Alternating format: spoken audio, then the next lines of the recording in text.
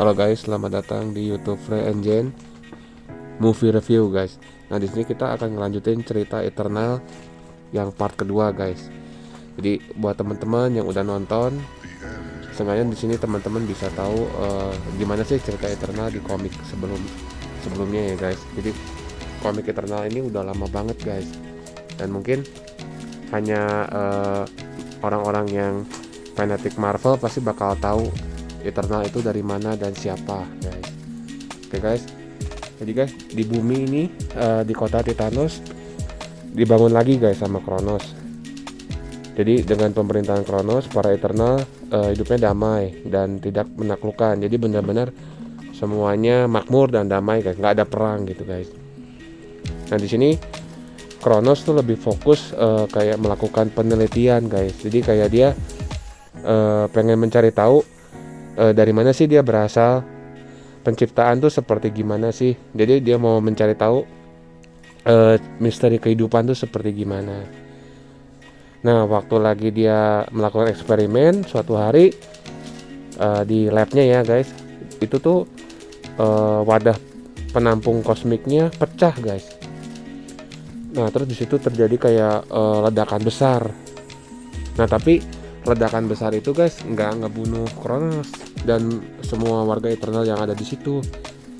Malah di sini Kronos itu jadi kayak makhluk kosmis, jadi kayak bisa dibilang kayak dewa lah guys. Tapi ini lebih hebat lagi, udah skalanya udah skala kosmik gitu guys. Nah warga-warga Eternal yang terkena ledakan tersebut, efeknya apa? Mereka jadi abadi guys, jadi nggak bisa mati gitu guys. Jadi mereka tuh bisa beregenerasi terus-menerus dan semakin kuat gitu guys.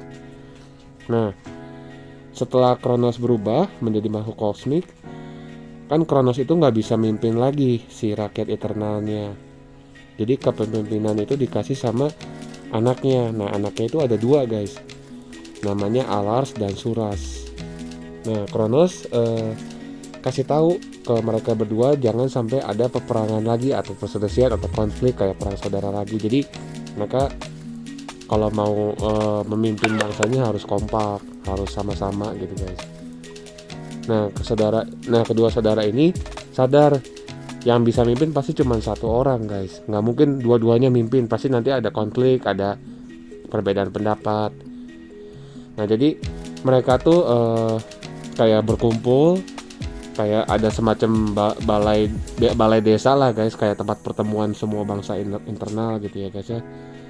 Nah mereka tuh kayak misalnya ngajakin semua warganya untuk melakukan ritual guys, membangun kayak ritual itu dia menggabungkan diri semua bangsa internal. Mereka tuh menggabungkan diri jadi satu organisme kolektif guys yang namanya Unimind. Jadi contohnya itu mereka semua kayak nyatu gitu guys, badannya semua jadi satu, jadi kayak otak tapi besar guys gitu, warna kuning terus bersinar gitu.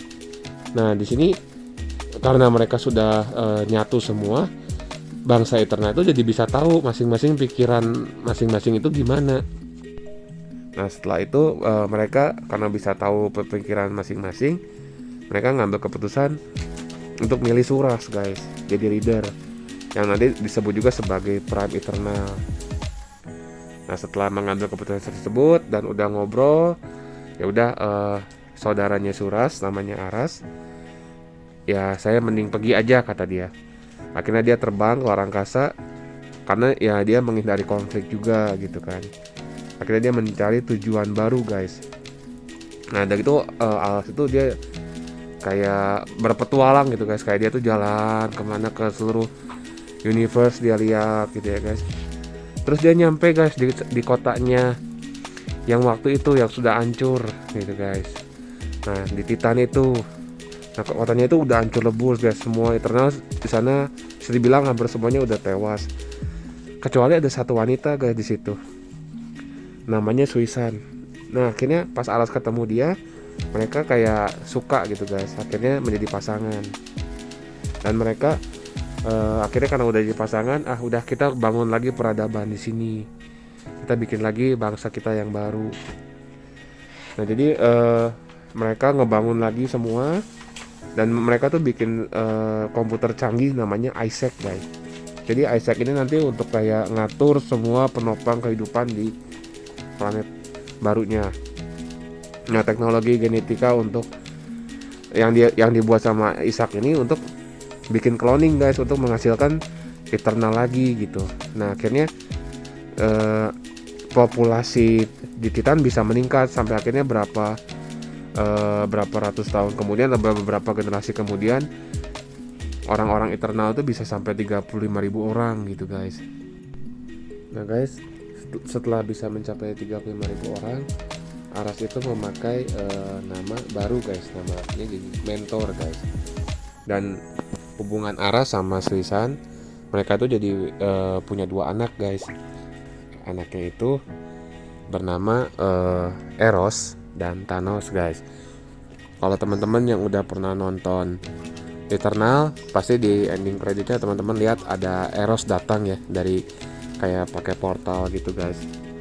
Nah, sama Pete the Troll. Nah, Eros itu dia itu adiknya Thanos guys. Nah, nanti kalau mau teman-teman mau lebih tahu ceritanya soal Eros, bisa komen aja. Nah, oke guys, di bumi kepemimpinan bangsa Eternal itu dipegang sama Suras ya guys.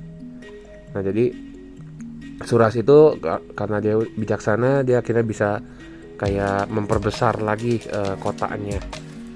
Akhirnya ada beberapa kota di Olimpia itu di pegunungan Yunani, ada kota Polaria di pegunungan Ural Siberia, ada juga kota Oceana guys di Samudra Pasifik. Selama berabad-abad, bangsa Eternal itu berupaya mencegah bangsa Deviant yang mau menguasai manusia guys. Terkadang Eternal malah bisa langsung terlibat dalam kehidupan manusia, jadi ngebantu juga, kadang nolongin juga dari Deviant. Nah, mungkin teman-teman pernah lihat kalau di filmnya Eternal itu sangat ngebantu manusia. Setiap ada Deviant datang nyerang, Eternal selalu ngejagain. Nah, karena lokasi Olimpia itu dekat sama Yunani guys, sebagian bangsa Eternal itu pernah dianggap sebagai dewa, kayak dewa Yunani gitu guys. Kayak misalnya Suras itu pernah dianggap sebagai Zeus. Nah, karena bangsa Eternal dan bangsa Olimpia itu saling mengetahui satu sama lain, nah supaya nggak ada konflik, Suras itu bikin kesepakatan, kayak kesepakatan damai sama bangsa Eternal gitu guys. Jadi supaya nggak perang, supaya nggak ada konflik gitu guys. Nah, di komik isu 309 guys, Olimpia itu sempat pindah ke dimensi negatif zone kan. Jadi bisa pindah-pindah gitu guys ya, karena mereka saking canggihnya gitu ya guys, kotanya itu. Nah, udah gitu yang sekarang itu Olimpia ada di Antartika. Nah, dalam komik Thor ya guys, di isu 300, Celestial itu pernah datang lagi guys untuk keempat kalinya, untuk menghakimi atau menilai manusia pantas hidup atau enggak, atau mendingan dimusnahkan aja. Nah, salah satu Eternal namanya Dewa Odin itu berusaha melawan mereka guys. Odin itu memakai kayak baju armor gitu guys, namanya Destroyer, sama dia tuh pakai pedang Odin Sword. Dan Eternal semuanya itu kayak ikut bantu Odin juga nyerang guys. Cuman yang nggak ada di situ cuman Thor aja.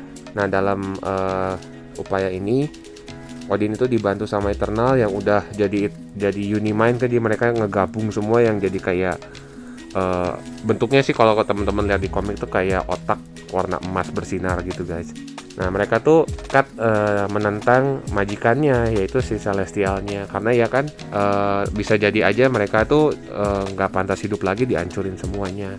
Nah, sebagai Unimind, Eternal pasti lebih kuat karena semuanya bersatu guys. Tapi sayangnya Celestial itu masih lebih kuat, benar-benar terlalu kuat. Kasarnya kayak Zeus sama Odin nyerang pun itu nggak ada efek apa-apa ke Celestial. Nah, Celestial Gamenon itu dan Jimaya the Analyzer itu nembakin serangan energi ke Unimind. Akhirnya si Unimind-nya pecah guys, jadi hancur semua, lepas jadi Eternal lagi semua. Nah, karena pemimpinnya, kalau teman-teman masih ingat, namanya Suras atau Zeus, itu paling kena dampak terparah dari serangan dari Celestial itu guys. Sampai akhirnya dia tewas, jadi Zeusnya tewas guys. Nah, para Eternal sedih karena Zeusnya meninggal. Di kemudian hari, populasi Eternal di bumi guys, karena suatu hal, karena nggak tahu kenapa gitu ya, semakin lama semakin sedikit. Di Avenger komik isu 247 sampai 248, para Eternal tuh menggabungkan diri lagi jadi Unimind untuk ngambil keputusan harus gimana lagi nih.